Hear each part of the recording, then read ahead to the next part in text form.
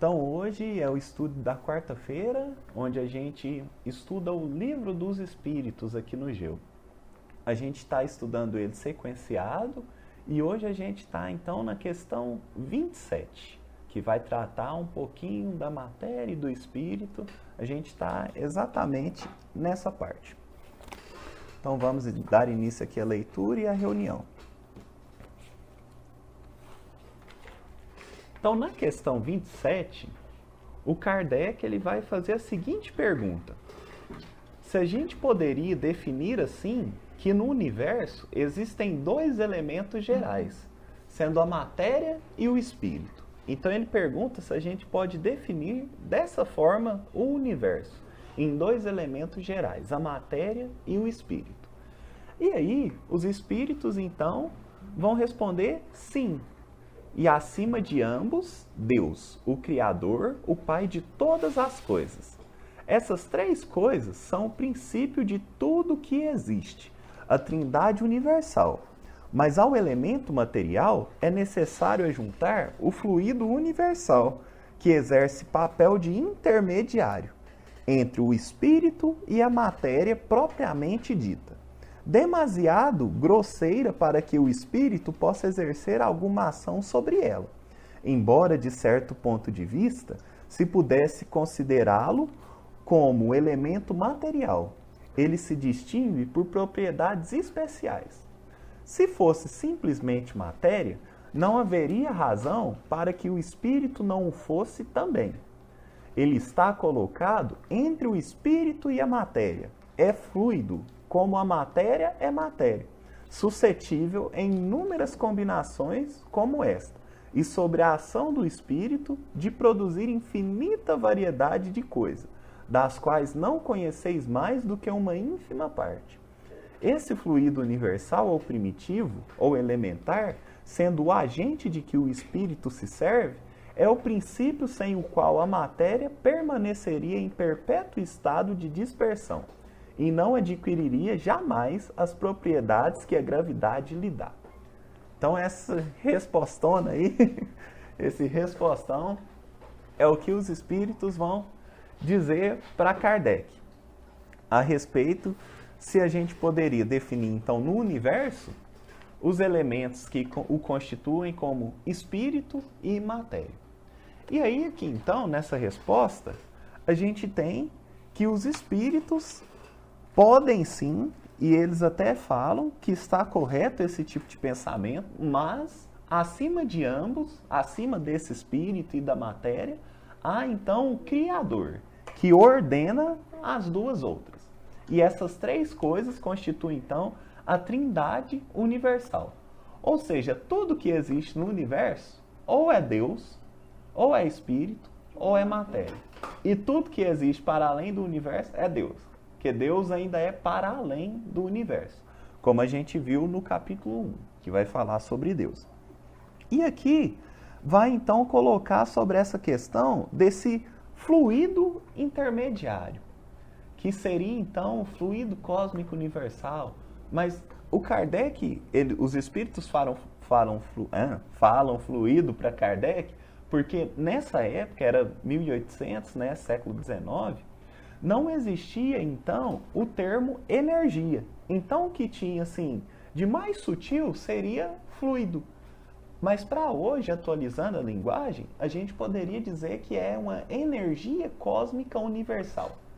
E que dela se cria as outras coisas. Aí, fala-se dessa questão dela ser um pouquinho entre a matéria e entre o espírito, mas é porque o conceito de matéria também era outro. Então, o conceito de matéria era tudo que era ponderável. Então, aqui hoje, a gente pode colocar que essa energia cósmica universal é também uma matéria, assumindo que ela é também matéria, porque ela não pode ser espírito nem Deus. Então, ela é um grau muito sutil de matéria, mas é ainda matéria. Um grau que a gente desconhece. E nas questões posteriores, a gente vai encontrar meios de entender melhor por que ele diz isso. Alguém tem alguma pergunta, alguma consideração sobre essa questão 27? Vai moendo lá aí que eu preciso ler de novo. Então vamos a 27A, enquanto o Luquinha moe mais ali para ver se tem alguma questão. Mas aí na 27A, Kardec então espreme um pouquinho mais, que ele usa então daquilo que era comum na realidade dele. E aí ele fala o seguinte: seria esse fluido o que designamos por eletricidade? Porque eletricidade no século XIX era a novidade. Era um negócio novo demais, que ninguém entende assim como que se funciona muito bem essas energias. Então, ele pergunta, seria o que a gente designa por eletricidade? E os espíritos falam que dissemos que ele é suscetível de inúmeras combinações. O que chamais fluido elétrico, fluido magnético, são modificações do fluido universal, que é, propriamente falando, uma matéria mais perfeita, mais sutil, que se pode considerar como independente. Ou seja, para além da eletricidade, para além do magnetismo, que são essas forças invisíveis, vamos dizer assim, que até hoje a gente tem dificuldade de entender, está o fluido cósmico universal. Então é uma força ainda mais sutil que atua sobre nós. E é através das modificações dessa energia cósmica universal, fluido cósmico universal, que a gente consegue então ter a eletricidade, o magnetismo, gravidade e etc. É tudo uma modificação desse fluido, dessa energia, desse elemento primário. Alguma ponderação aí? Então, pode falar aí, Léo. O Léo não quer mandar, não. Não? Sucesso. Pera aí. Então, peraí. Na 27, normal, ciência A, ele fala que tem acima de Deus tem a matéria e o espírito. Deus acima da matéria e do espírito. Troquei. Acima da matéria e do espírito tem Deus, certo? E além disso, tem que considerar que o fluido universal, a energia cósmica universal, pela falta de palavra, de conceito de palavra, tem que ser considerado matéria. Isso. Tá. Porque senão você entra em contradição. Porque aí surge um quarto elemento, que é uma mescla. Entendi. De espírito e de matéria. Então, e aí quebra a lógica. Então, tem matéria, que é o que é palpável, e além disso, fluido, que é o fluido cósmico universal, que é o que junta o espírito com a matéria. Isso. Que é também matéria. Então, sucesso. É também isso que constitui o nosso perispírito, que é a matéria muito mais sutil, que é retirada de cada orbe. Eu fiquei com uma dúvida agora. O fluido cósmico universal, ele junta o espírito com a matéria? Isso, o fluido cósmico universal é uma modificação da matéria muito mais sutil, e uma das modificações dele, não ele enquanto um todo, mas uma das modificações dele é o que a gente chama de perispírito, que é o que cria esse lhame para o espírito poder agir sobre a matéria. Porque o espírito é uma substância totalmente diferente, então não interage com a matéria. Precisa desse meio termo, que na verdade é como se fosse a matéria assim, quase que na sua pureza máxima. Lembrando que o próprio perispírito nosso, ele vai se depurando com o passar do tempo. Então ele registra os nossos sentimentos, as enfermidades, e vai se depurando com o passar do tempo. Aqui eu tava lendo aqui, aí ele resume aqui, que o fluido cósmico universal é uma matéria especial, mas não deixa de ser matéria. Mas ela é uma matéria aprimorada, mas matéria. É isso aí. Não. E aí, conforme isso, a gente consegue entender um pouquinho as coisas. É porque na época de Kardec, esse conceito de matéria ainda, ele era mais rudimentar do que a gente tem hoje. Ainda hoje é complicado a gente entender o que é essa matéria. Mas aqui é tão interessante porque, por exemplo, na 27A, quando fala que o que designamos por eletricidade, na verdade é uma modificação desse fluido cósmico universal que é matéria. Isso aqui foi em 1857, ou seja, mais ou menos uns 60 anos antes do Einstein desenvolver que a energia ela é igual sim à matéria, que ela é igual à massa, né? Que é o E/mc², né? E igual a mc². Então, no Livro dos Espíritos já davam umas dicas que essa matéria, então, é uma energia acelerada, vamos dizer assim. E a matéria é uma energia condensada. Então, a gente já tinha, vamos dizer assim, umas dicas. Mas como não é obrigação da espiritualidade e a gente nem pode contar com isso, eles não vão revelar nunca o que o homem pode fazer por si mesmo. Então, eles nunca vão fazer isso. Dar uma resposta de um laboratório, uma cura para uma doença X, Y. Eles podem inspirar, mas nunca fazer o que a gente consegue fazer sozinho. Porque isso atrapalharia o nosso progresso, a nossa conquista individual. Só um comentário que até acho que eu já fiz, mas eu tenho que ver esse negócio do conceito de energia. Porque, se eu não me engano, igual eu estava pesquisando, foi o Joule que deu. Em 1849, portanto, 8 anos antes. Mas eu vou pesquisar e trago na próxima reunião. Já tinha que ter pesquisado de novo, mas é nóis. Só sucesso. Aí na questão 28, Kardec ele continua então fazendo essa linha didática. Que aí ele vai pela lógica. Que aí ele fala o seguinte: sendo o espírito em si mesmo alguma coisa, não seria mais exato e menos sujeito a confusões designar esses dois elementos gerais pelas expressões matéria inerte e matéria inteligente? Então, os espíritos já responderam e ele já entendeu que Deus paira acima desses dois elementos. Mas aí ele fala, para evitar confusões, a gente não pode dar termos específicos? Matéria inerte e matéria inteligente? E aí os espíritos falam, né? As palavras pouco importam. É o que eu mais gosto, né? Que muitas das vezes as palavras assim criam diversas confusões na vida da gente. Muitas das vezes a gente não entende por conta de palavras. E é isso que os espíritos vão nos dizer agora. As palavras pouco nos importam. Cabe a vós formular a vossa linguagem de maneira a vos entenderdes. Vossas disputas provêm quase sempre de não vos entenderdes sobre as palavras, porque a vossa linguagem é incompleta para as coisas que não vos tocam os sentidos. Então, para as coisas que não nos tocam os sentidos, ou seja, o olfato, o tato, o paladar, enfim, o pessoal vai e não consegue dar uma boa definição para isso. E a gente tem, por exemplo, para termos assim mais abstratos, mas que fazem parte do nosso cotidiano para além do espírito, como, por exemplo, o amor. O amor, ele não toca os nossos sentidos diretamente, ele não é ponderável. E aí a gente fala assim, define o amor. Quantas e quantas discussões filosóficas já houve em torno disso?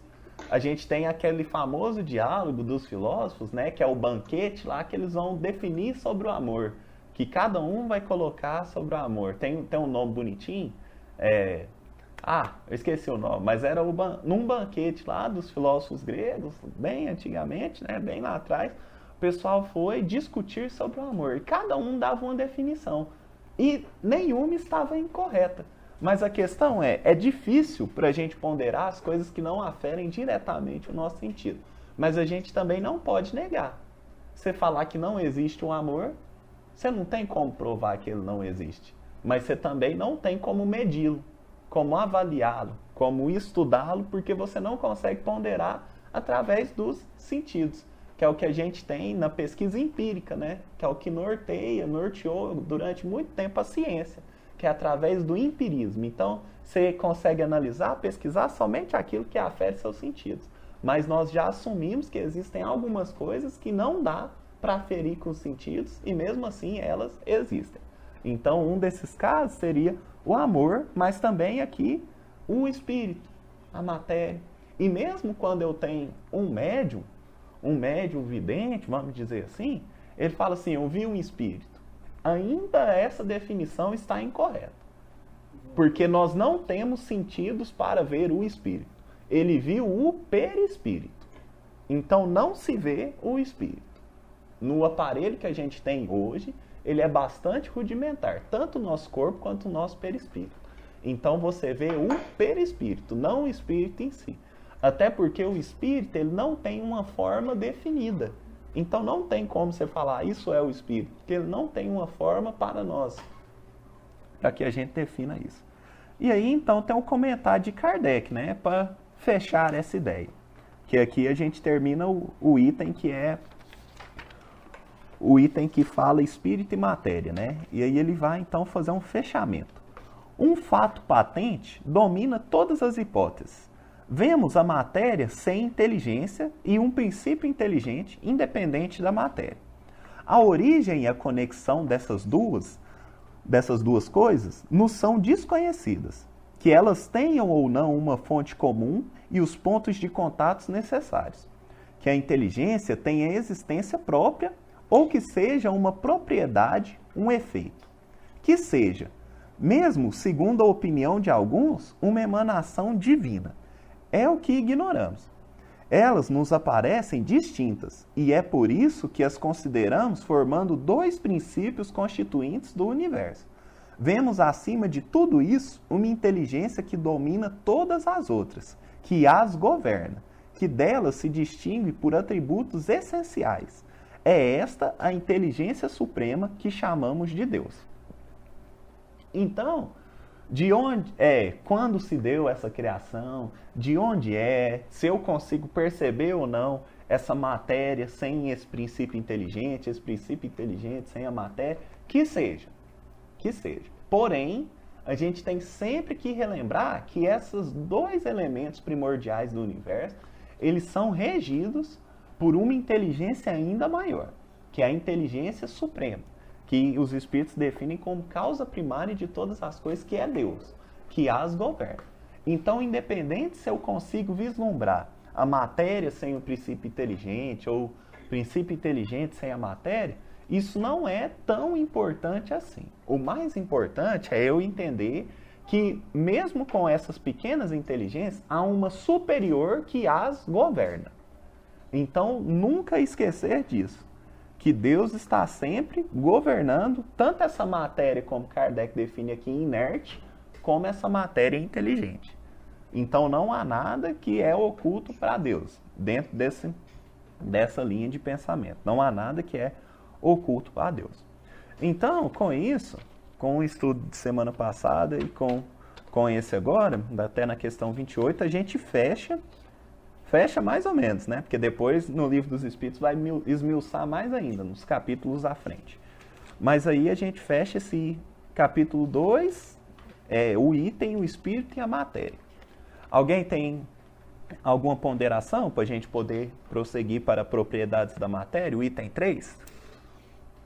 Em relação a essa matéria inerte, que seria, então, essa que não consegue se estruturar sozinha, que tem origem na energia cósmica universal, ela precisa sempre de uma inteligência para estruturar-se, para dar ordem, e essa inteligência ela vem com os princípios inteligentes, né? Que são os que têm capacidade de organizar essa matéria.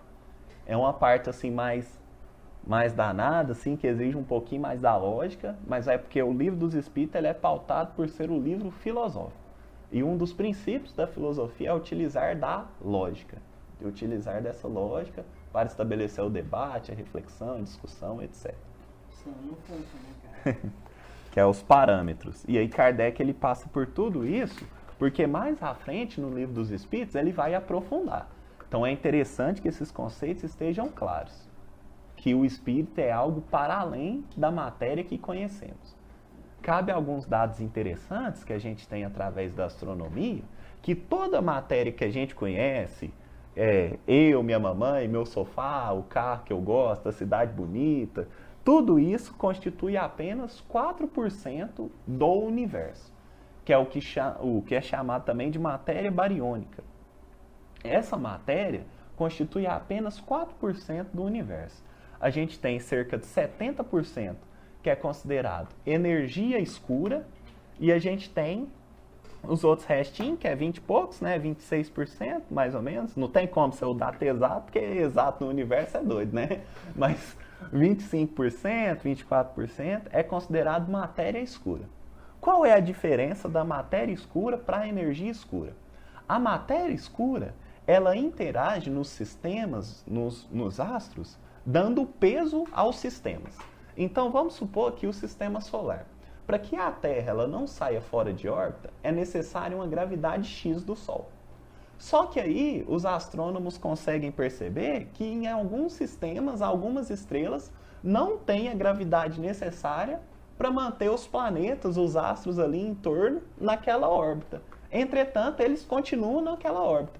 Então há uma força extra, que é chamada de matéria escura, que ela atua gravitacionalmente nos astros, mas não consegue perceber. Ela não é aferível para os nossos sentidos, não se consegue aferir. E aí a energia escura é uma das coisas que mais causa dúvida nos astrônomos de todo mundo, porque se assume que o universo ele começou através do Big Bang, que é a grande expansão. Então, no princípio do universo, se reunia tudo num minúsculo ponto e de repente começou a se expandir. Ou seja, tem uma força que fez expandir, mas essa força ela não é infinita. Essa força acabaria. E aí os astrônomos fazem os cálculos para ver quando que essa força acabará ou quando ela acabaria. E por incrível que pareça, há uma outra força que atua, que ao invés de o universo ir desacelerando esse crescimento, ele está acelerando cada vez mais. Então o universo ele fica cada vez maior, mesmo já sendo infinito. O que é um negócio absurdo, porque cresce para onde?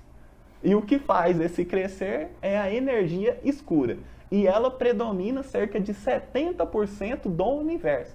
E é um crescimento que ele não é uniforme. Então não é um crescimento que cresce nas bordas do universo. Não. Cresce onde quer crescer. Cresce onde quer crescer. E por que chama energia e matéria escura? É porque é preto? Não. Porque a gente nem consegue ver. É porque não se sabe nada. Tem uma entrevista do astrônomo que ele fala assim, podia chamar ZEC, podia chamar Zé, energia Zé, matéria Zé, mas a gente colocou escuro porque nós não sabemos nada. Então o nome em si não importa, mas é porque a gente não sabe, porque não é uma matéria que interage com a nossa forma de ver o mundo, de perceber o mundo. O universo ele é esférico? Como é que é? Ou ele é irregular? Como... Tem as teorias. É porque essas teorias ela é baseada da forma que reflete a luz. No seguinte sentido, tem um universo, vamos supor assim, se ele fosse plano. Aí a luz, ela bateria com mais intensidade, vamos dizer assim. Que é igual quando você põe uma lanterna direcionada para um objeto plano.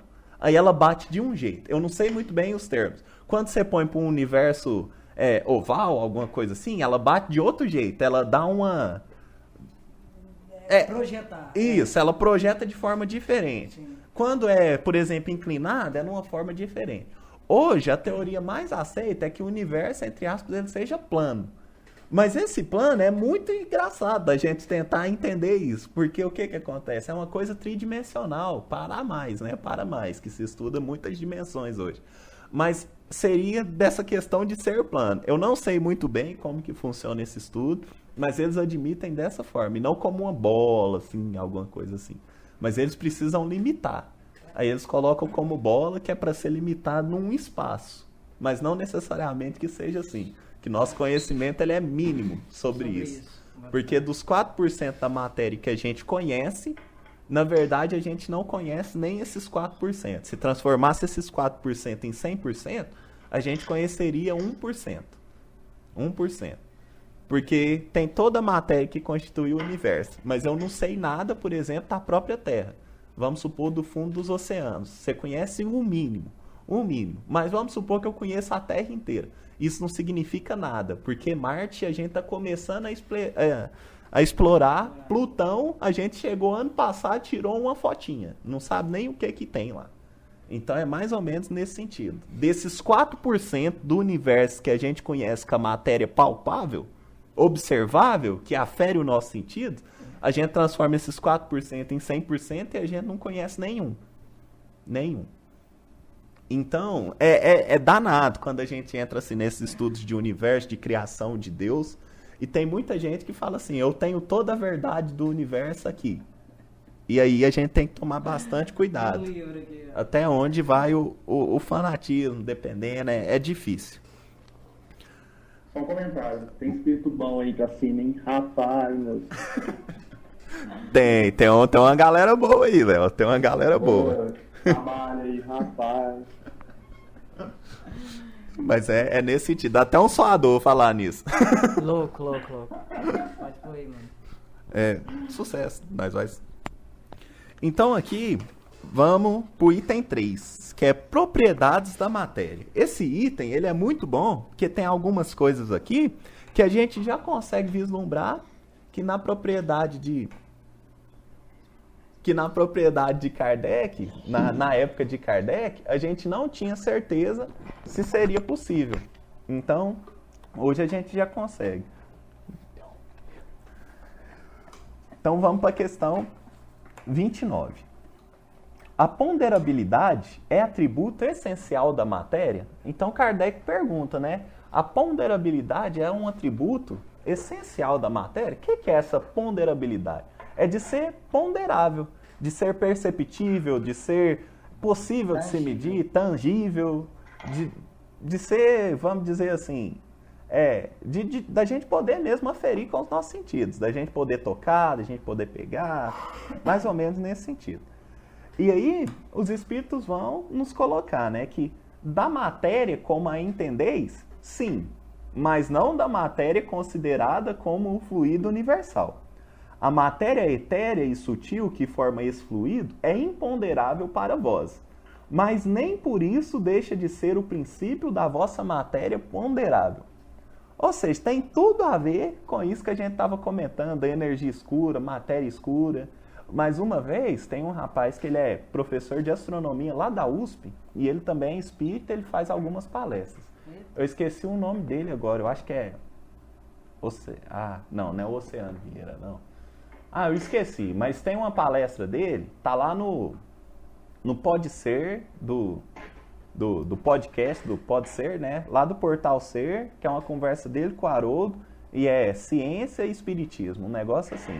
E aí esse professor de astronomia da USP, ele vai colocar algumas ponderações, quando a gente, acho que é de física, ele vai colocar algumas ponderações, porque quando se descobriu a energia escura, matéria escura, muitos dos espíritas, às vezes até muita gente do esoterismo, né, das doutrinas espiritualistas, começaram a dizer que se descobriu, então, se comprovou o mundo espiritual, comprovou-se o espírito, comprovou-se, então, o fluido cósmico universal, e ele diz que não tem nada a ver. Não é isso. A gente não tem fundamento bastante para dizer, então, energia escura é o mundo espiritual, matéria escura é o mundo... Não, a gente não tem esses fundamentos. Então, para que a gente tome cuidado, porque se nem a física sabe, a gente não pode chutar, principalmente em nome do espiritismo.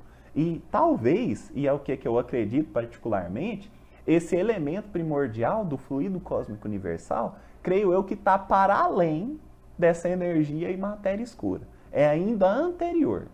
Então a gente tem que tomar muito cuidado também quando vai ponderar dessa forma. Aí aqui então na resposta da questão 29, os espíritos nos colocam o seguinte, que da matéria como a gente entende, tudo bem, essa afirmação que é ponderável e tal, porque a gente consegue sentir os efeitos, consegue perceber, consegue tocar, mas da matéria na sua essência, que é esse fluido cósmico universal, não. Ela é sutil e etérea e a gente não consegue perceber. É imponderável para nós. Mas nem por isso ela deixa de ser o princípio, o constituinte dessa matéria nossa. Dessa matéria nossa. Aí tem um comentário, então, de Kardec, que a ponderabilidade é uma propriedade relativa. Então, até mesmo para ser perceptível, é uma propriedade relativa.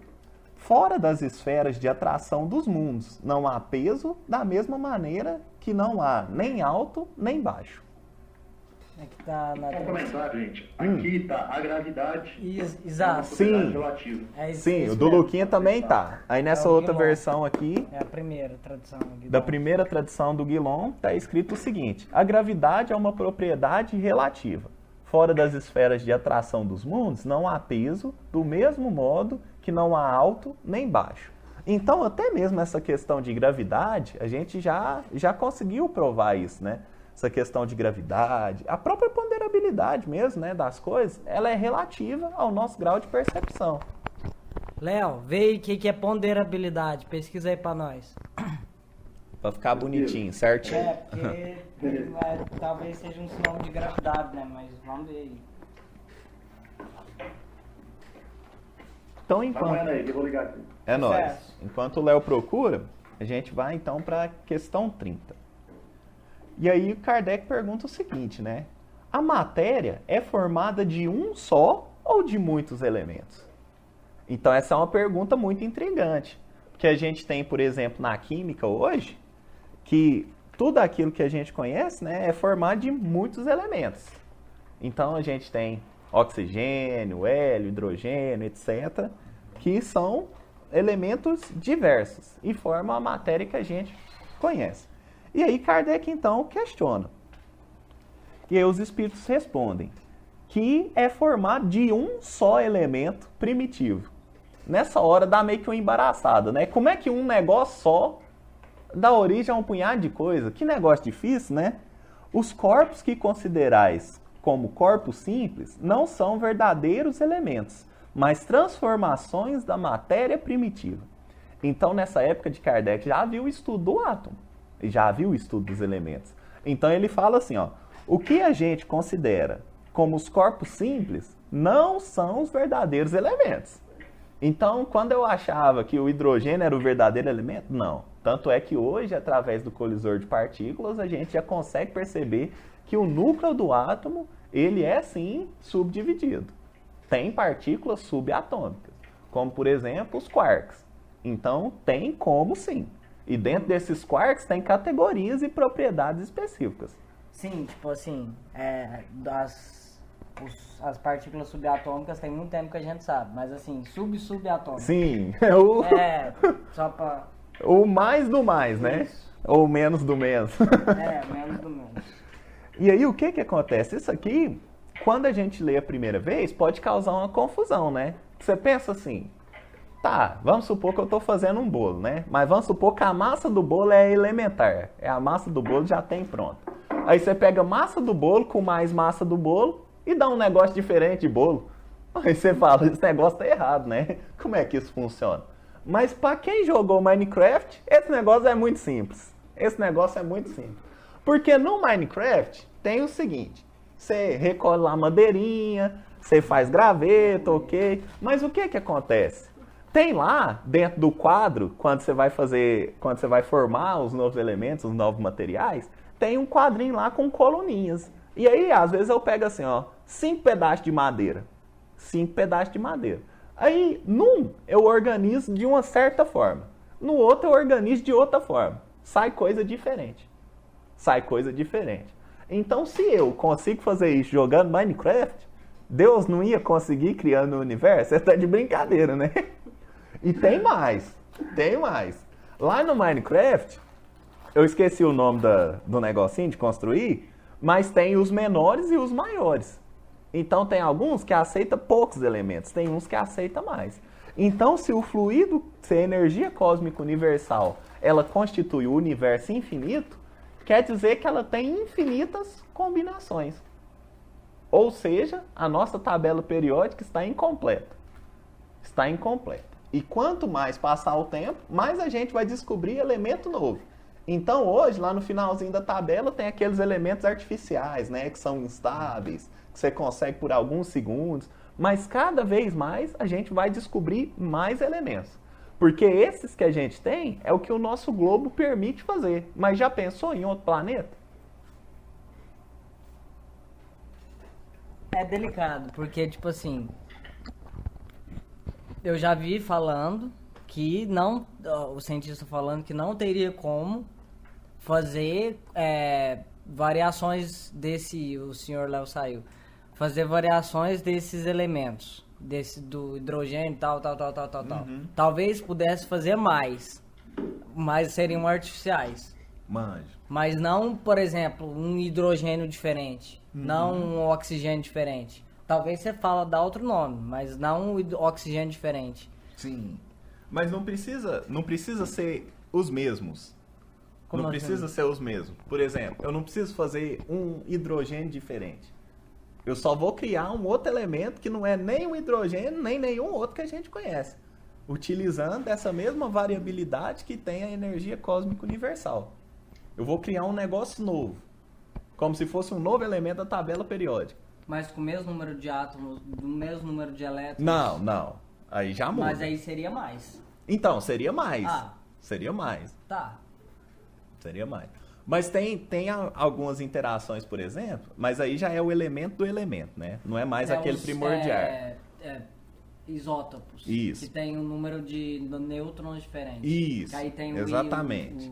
O íonzinho. O hidrogênio lá, o deutério e o trítio. Que é até no Homem-Aranha lá, o trítio. Que é a mesma coisa, é o mesmo elemento químico, sim, mas completamente diferente. Só que variou algumas coisas. Mas tem também quando a gente junta, por exemplo, eu tenho água e oxigênio. Água não, eu tenho hidrogênio e oxigênio, eu posso fazer água ou eu posso fazer água oxigenada. Sim. Um eu posso beber, a outra não. E é só uma pequena variação. E a gente já consegue fazer isso utilizando aqui dos nossos laboratórios humanos. Então, quanto mais avança também essa tecnologia, mais coisa a gente tem. A gente pode usar também a questão do Lego. Lego também é bom. Tem o Minecraft, mas tem também o Lego, né? Eu posso pegar 6 pecinhas vermelhas do Lego, posso montar uma coluna, ou eu posso montar um pequeno carrinho. Posso montar uma pequena estrutura, um quadradinho. E é o mesmo tanto da mesma coisa. Então, é mais ou menos assim, princípios que a gente tenta entender, que a gente pode começar a pensar para tentar ver como que seria, então, manusear esse fluido cósmico universal. Porque ele é moldável a partir da vontade do espírito. Que é o que Kardec vai colocar depois mais à frente, no Livro dos Espíritos, que o pensamento é para os espíritos, assim como as mãos são para nós, né? Então, assim como eu tento pegar com a mão e fazer alguma coisa, para o espírito, o pensamento à vontade é capaz de fazer isso. Pensa, você fala assim, eu tô com vontade de fazer isso. É muito mais fácil do que você pôr a mão e fazer. Um negócio é você arrumar o computador. Outra coisa é você ter vontade de arrumar o computador. Olha o tanto que é mais tranquilo. Só uma dúvida. Um espírito, ele pode... a gente pode ver o perispírito dele aqui na Terra de uma maneira. E se esse mesmo espírito for em outro planeta, ele pode utilizar o mesmo fluido cósmico universal aqui da Terra e plasmar em outro planeta de uma maneira totalmente diferente, de acordo com as matérias ponderáveis possíveis naquele planeta. Isso, mas é um pouquinho mais ainda, Jean. É nessa linha de raciocínio. Só que cada orbe tem as substâncias que o constituem. Tem um dado interessante, jamais do corpo físico, né? Mas, por exemplo, aqui na nossa Terra, ela é constituída 70% de água. Esses mesmos 70% de água é o que constitui o nosso corpo. Isso eu estou falando só do corpo em si, não cheguei nem no perispírito. Mas é algo parecido com isso. Então, quando um espírito ele é realocado de orbe, ele deixa o seu perispírito da Terra, por exemplo, e ele, quando ele chega, vamos supor, em Marte, Júpiter ou um outro planeta, ele lá consegue reunir os elementos de lá e novamente projetar um outro perispírito, com os componentes daquele orbe em si. Porque os componentes que constituem o perispírito daqui, eles não são os melhores em outros orbes. Mas dessa questão de forma, por exemplo, a gente pode mudar de forma ainda aqui. Então, tem relatos e relatos de muitos espíritos, um mais comum, que foi vulgarizado, né, mas não deveria ser. O pessoal fala muito das casas assombradas, né, daquelas aberrações que aparecem, ouvir um monstro, alguma coisa assim. E às vezes a pessoa ela não está mentindo. Mas o que acontece? O nosso perispírito ele é fruto do nosso pensamento. Ele é fruto da forma com que eu me identifico. Então, tem alguns espíritos que se identificam mesmo como um animal, como um bicho. Fala assim, eu sou tão feroz quanto um leão.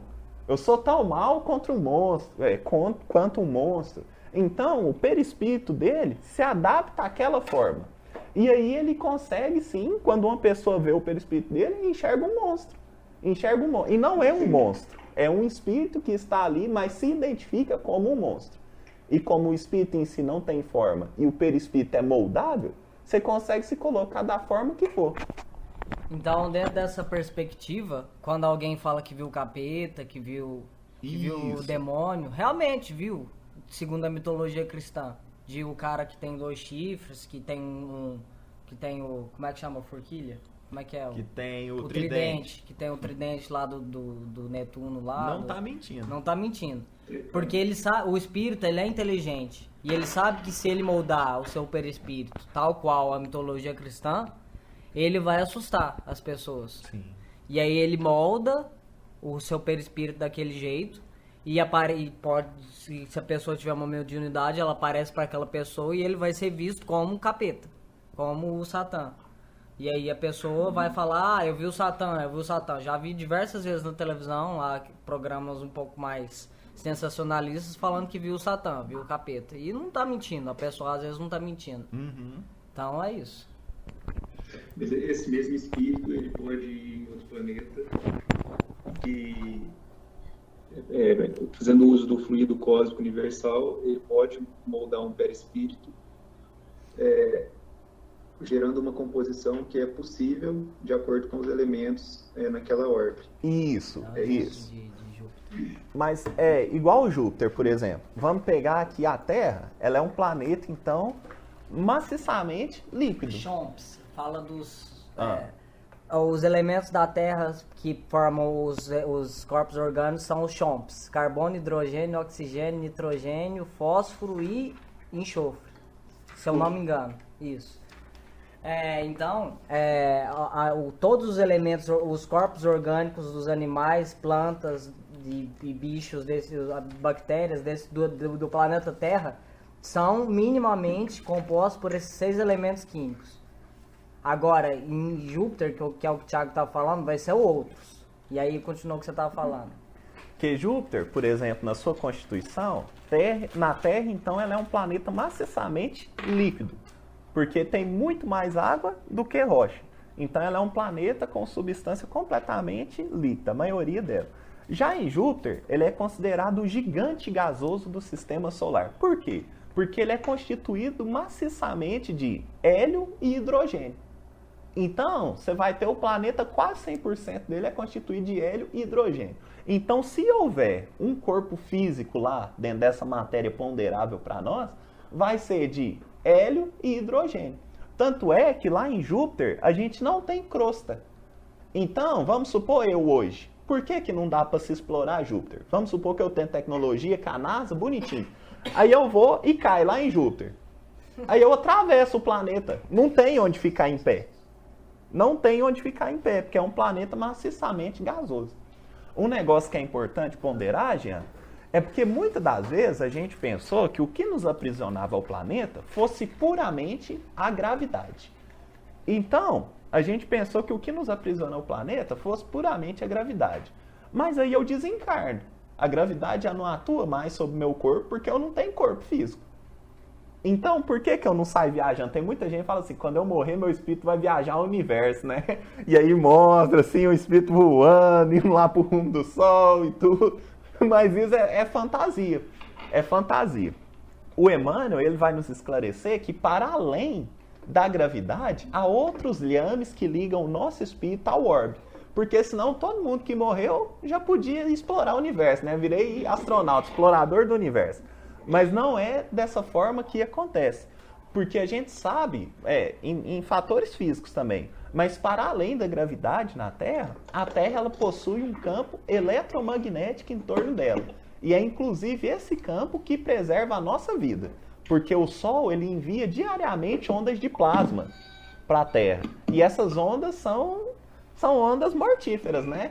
Pegou, morreu. E aí é através desse campo eletromagnético que desvia essas ondas.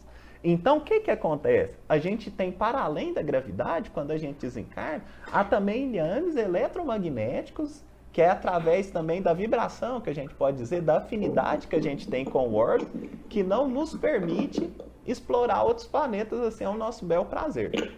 Então, a gente não precisa ficar inseguro se tiver um espírito marciano aqui. Não é assim que se funciona.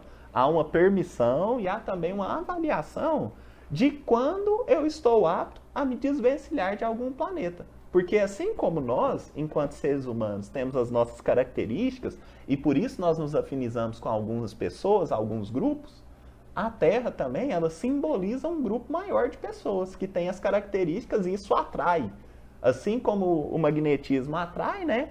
A gente também atrai os lugares e as pessoas e é atraído por eles. Então tem algumas pessoas que mesmo desencarnados falam assim, vou dar um pulinho ali em Marte. Não tem como. Não tem como. Porque o orbe exerce uma atração sobre ela que ela não consegue desvencilhar enquanto ela estiver naquela mesma faixa do planeta. Então não é morreu, virou explorador do universo. Não é dessa forma que se procede. Senão seria muito, muito danado, né? Muito assim, ia virar uma bagunça, né? E não é dessa forma.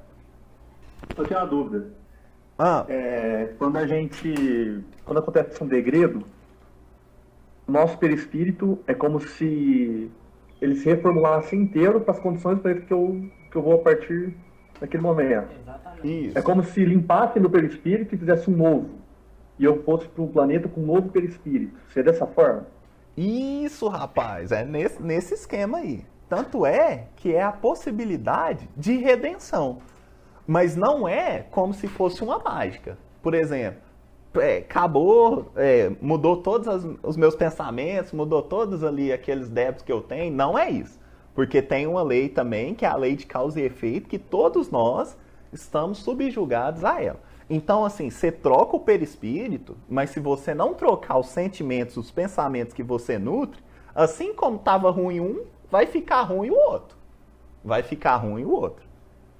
Mas essa questão ela é muito importante, Léo, porque fundamenta novamente que o degredo não é uma punição, não é um castigo. Uma nova chance. Isso, é uma nova chance, é uma possibilidade nova. Fruto da misericórdia de Foi, Deus. E toda essa função.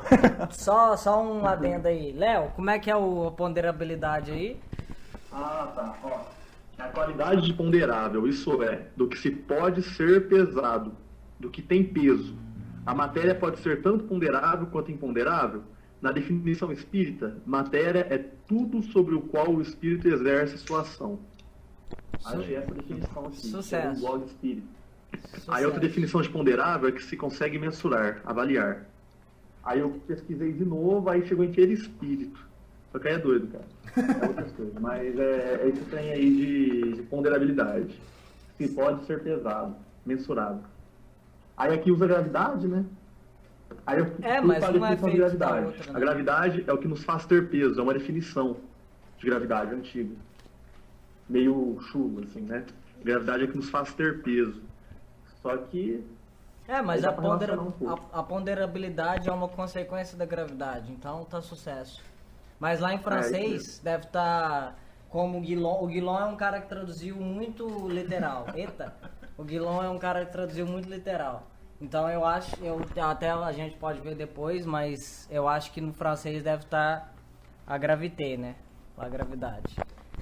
Mas outra coisa, quando a gente olha para os filmes de ficção científica, Star Wars, Star Trek, como é que é? Jornada nas Estrelas e outros filmes menores, a gente vê muitos alienígenas, né? Seres humanos de outros planetas que têm aparência completamente diferente da nossa, embora na maioria das vezes tenham braços, pernas e uma cabeça para você respirar, embora mude muito.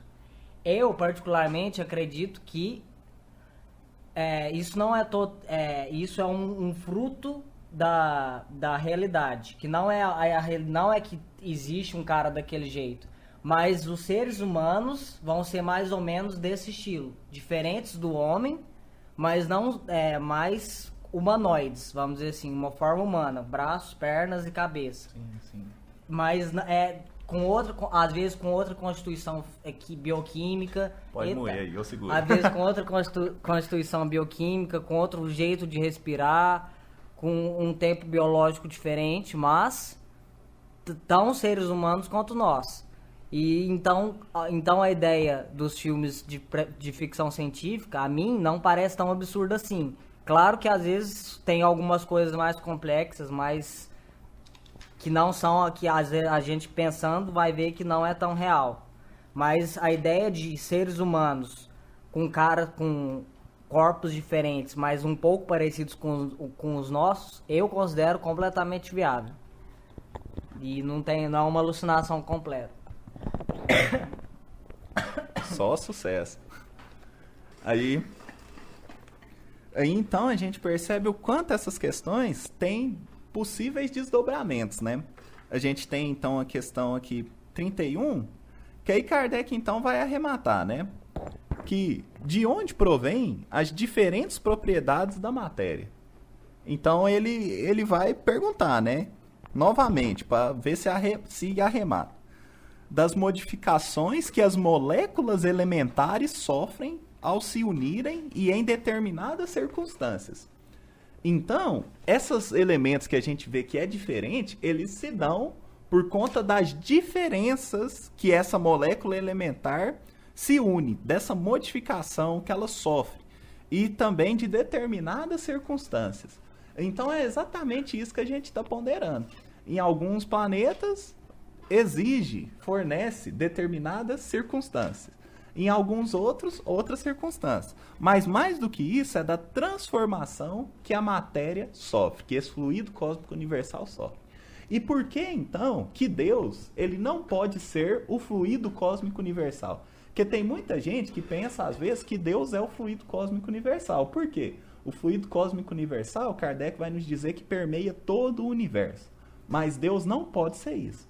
Porque uma característica essencial do fluido cósmico universal é ser mutável, é ser transformado, é se transformar constantemente, que é o que o Lavoisier coloca também, né? Nada se cria, nada se perde, tudo se transforma.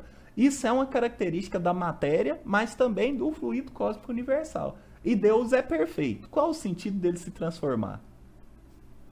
Não possui sentido algo que é perfeito se transformar. Por isso que Deus ele não é matéria, ele é para além da matéria. E além do espírito. E além do espírito também. E além do espírito. Porque o espírito também é transformável. Que ele está dentro de uma escala de progresso. Melhor aqui, porque quando... que ele está dentro de uma escala de progresso. Aí a 32. De acordo com isso, essa questão ela é maravilhosa. De acordo com isso, o sabor, o odor, as cores, as qualidades venenosas ou salutares dos corpos não seriam mais do que modificações de uma única e mesma substância primitiva? Então o Kardec ele tá meio que assim, já supondo. Ele já tá falando assim, né? Então quer dizer que... Então ele já tá colocando um pouquinho do entendimento da lógica dele. Então ele fala o seguinte, então odor, cor, cheiro... Isso tudo é modificação de uma matéria primeira. Tudo isso que eu consigo perceber diferente é uma modificação de uma matéria primeira. Aqui ele fala até das coisas que podem ser venenosas ou salutares para cada corpo, né? E aí os espíritos respondem que sim, sem dúvida. Bom é que eles arrematam muito bem, né? Não é sim, é sim, sem dúvida. E só existem pela disposição dos órgãos destinados a percebê-la. Então só existe cor X porque tem o órgão destinado a perceber essa cor. Isso é maravilhoso, porque às vezes a mesma coisa, se eu comer, vai me matar e se o Luquinha comer, não. Por exemplo, pessoa que tem intolerância à lactose. Eu posso chuchar no queijo ali, no leite, ó, a pessoa não. Então, para ela, aquele elemento é venenoso, causa mal. Para mim, é tranquilo, salutar, parte da minha alimentação. Então, isso é a forma como o órgão percebe. Só que isso ainda é um órgão geral, meu e do Lucas, órgão igual, do corpo humano da Terra. Agora, pensa um órgão daqui, do meu planeta, e um de outro planeta.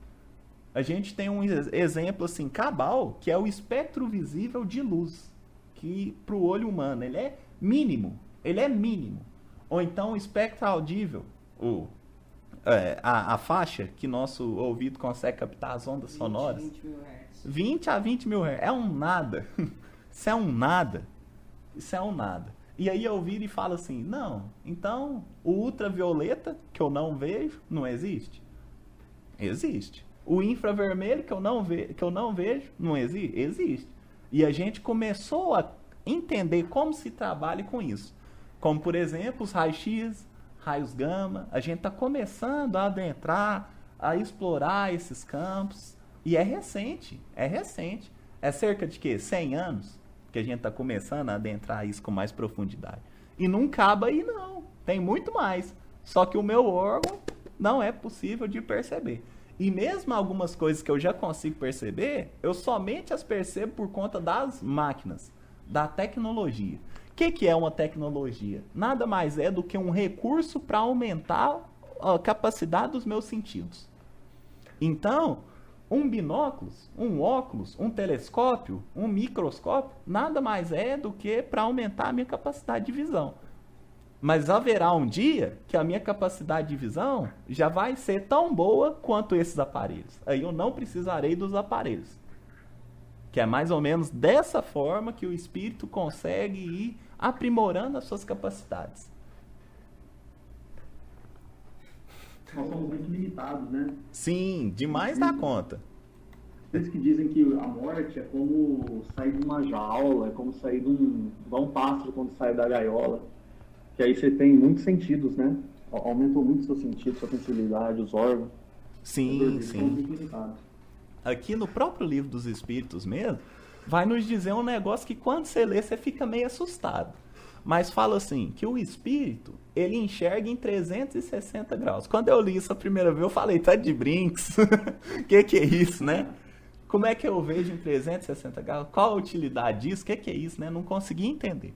Mas hoje, com o avanço da tecnologia, o que a gente mais vê aí no Facebook da vida, no YouTube? O famoso vídeo 360 graus. Só que ele é absurdo pro meu olho, que não enxerga 360 graus. Aí eu tenho o vídeo que é 360 graus e eu tenho que assistir ele 400 vezes para me captar tudo que ele tem para me mostrar. Porque cada ângulo que eu pego é um vídeo diferente.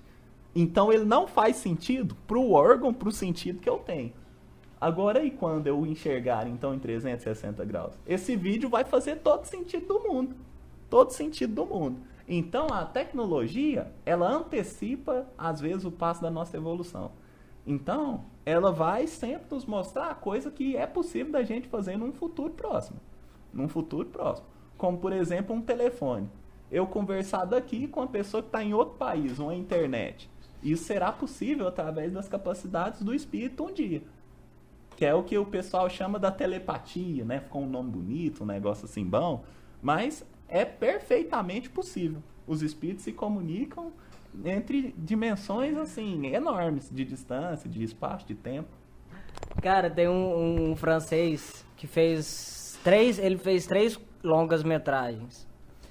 E o último filme dele o penúltimo filme dele, o segundo filme dele chama Os Mestres do Tempo. Que tem muitos conceitos de... E esse filme é uma animação, então ele não tem limite para a tecnologia da época. Então no filme se aborda muito bem essa questão do tempo, da telepatia e das viagens intergalácticas, espaciais. Cara, é um filme... esses dias eu vou passar ele no Capitu aí nós vê ele. É muito bom, cara. Os Mestres do Tempo. Foi difícil de achar.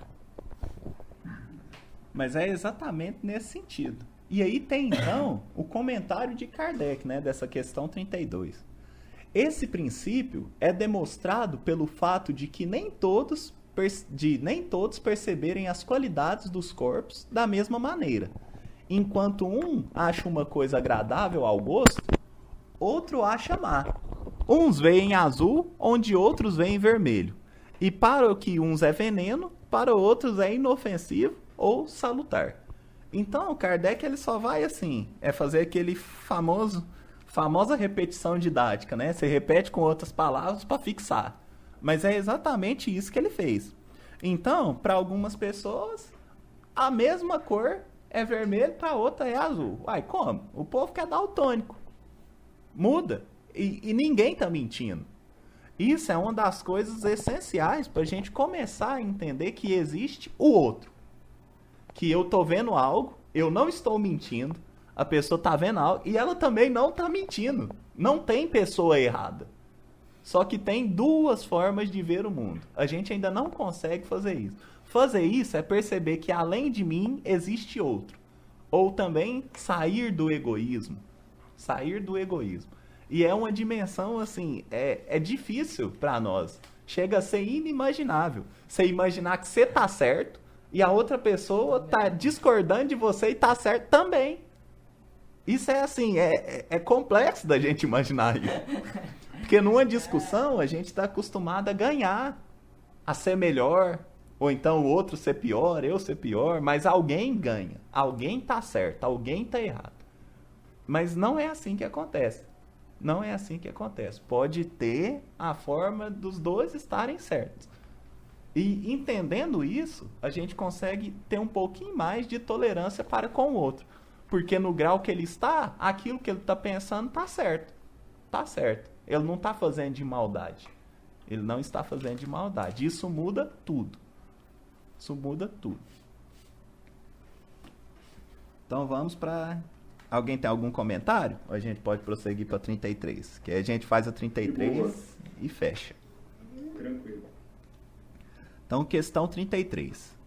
A mesma matéria elementar é suscetível de passar por todas as modificações e adquirir todas as propriedades? Então, o Kardec está perguntando o seguinte. Então, uma coisa só vira tudo? é isso que ele está perguntando. Sendo mais assim...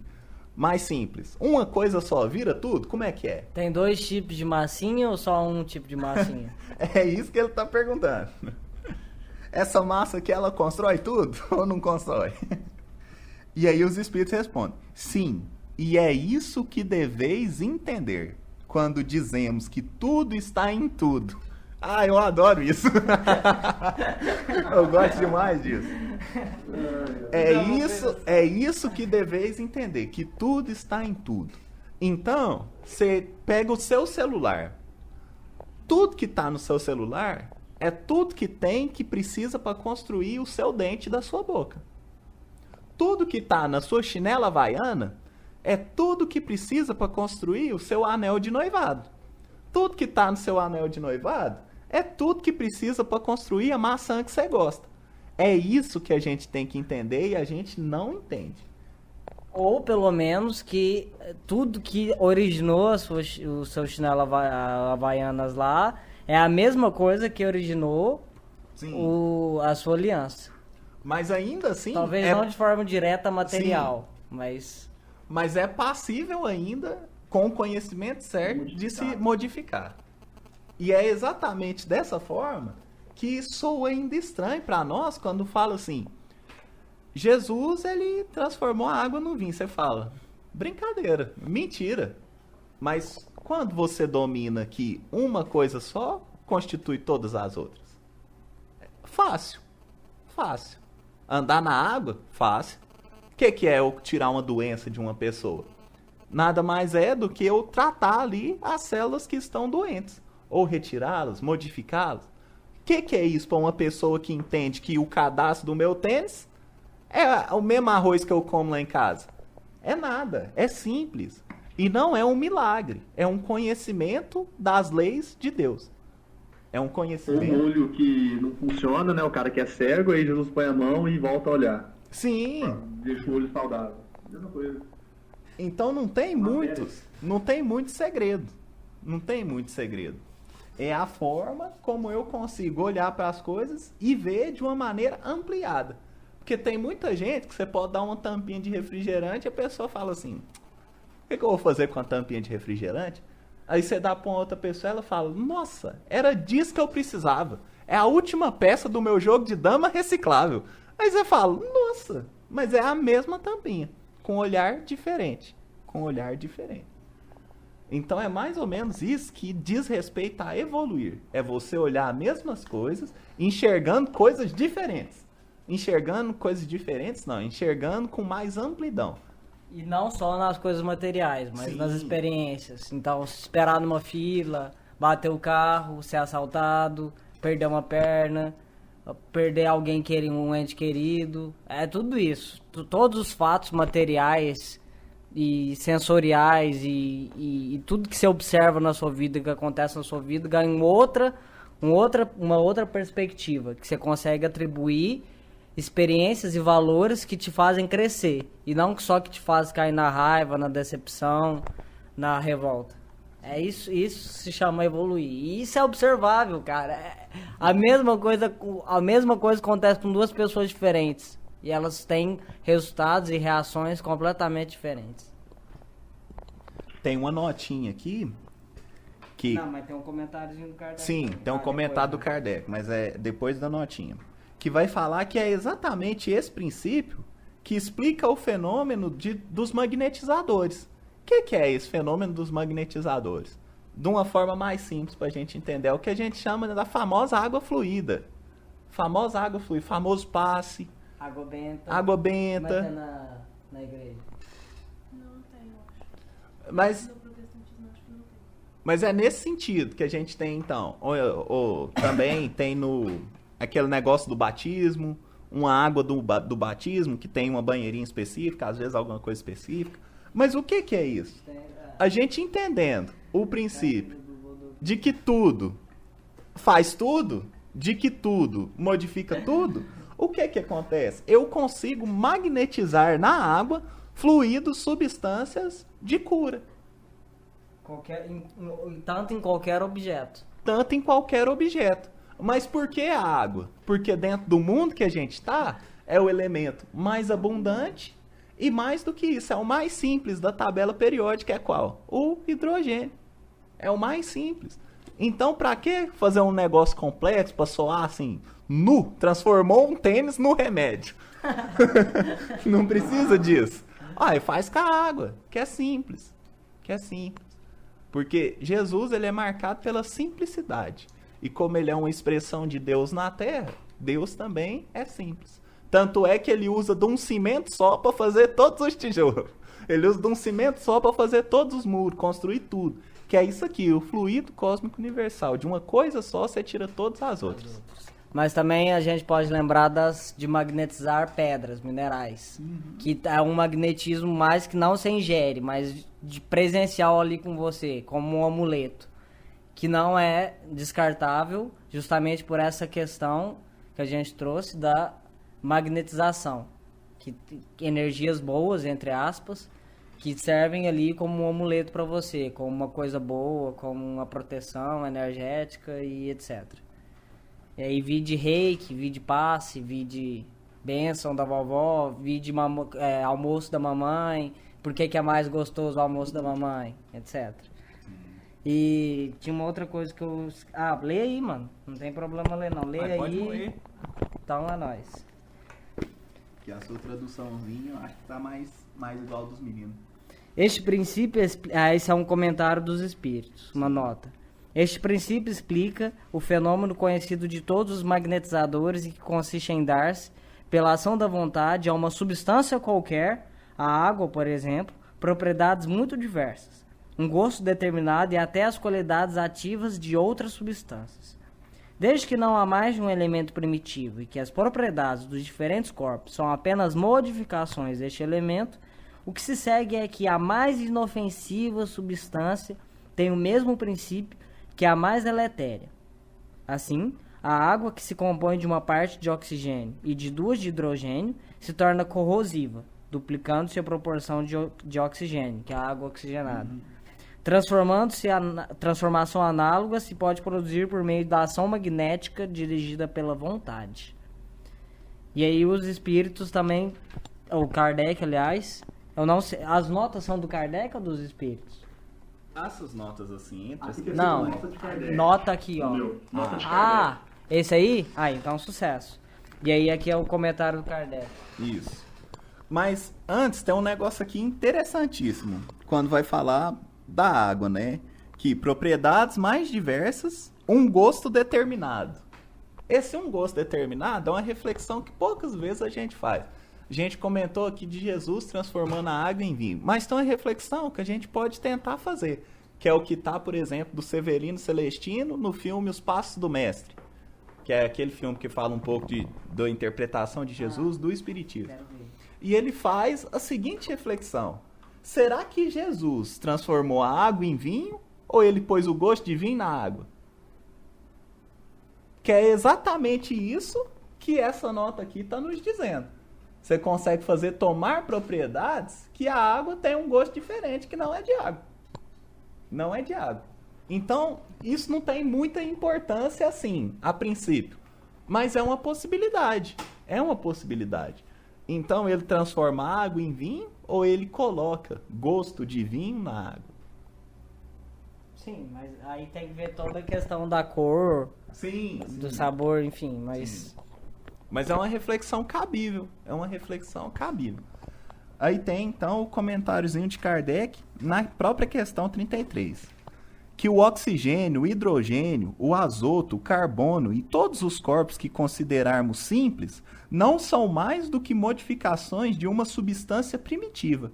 Na impossibilidade em que nos encontramos ainda de remontar de outra maneira que não pelo pensamento a essa matéria, esses corpos são para nós verdadeiros elementos e podemos, sem maiores consequências, considerá-los assim até nova ordem. Ou seja, não tem problema você considerar hoje as menores partículas que a gente conhece, né? Os menores negocinhos são o elétron e os quarks. Tem ainda a quebra dos quarks, mas aí entra num outro campo que eu não tenho um conhecimento adequado. Mas os que a gente conhece, então, o padrão é quarks, que é os prótons quebrados, e os elétrons. Então, é os menorzinhos. Hoje, eu falar que essas são as menores partículas, tem problema? Tem problema nenhum, não interfere em nada na minha vida. Até porque eles já suspeitam que não são e já estão tentando fazer as colisões tal, para ver o que é que tem mais. Mas, para nós hoje, não faz tanta diferença. A questão é, eu não posso esquecer que eu posso relembrar isso, eu posso chegar a essa matéria primordial através do pensamento. Porque conhecer ela ponderavelmente, eu não vou conseguir. Porque essa matéria principal, essa energia cósmica universal, etérea e sutil, ela não é ponderável para nós. Mas pelo pensamento, que é exatamente isso que Kardec está colocando, eu posso conhecer. Ou então, pelo pensamento, a gente pode interpretar também pela imaginação, né? Então você pode imaginar o que seria isso. Você pode imaginar o que seria isso. Só um adendo, quando o Kardec fala azoto, ele quer dizer nitrogênio. Sucessão. É só isso, irmão. Até a 33A. Sucesso. Então a gente vai agora encerrar o estudo. A gente caminhou até a questão 33. Na próxima quarta-feira a gente vai retomar na 33A. E se alguém tiver alguma dúvida, alguma coisa assim, coloca aí que é sucesso.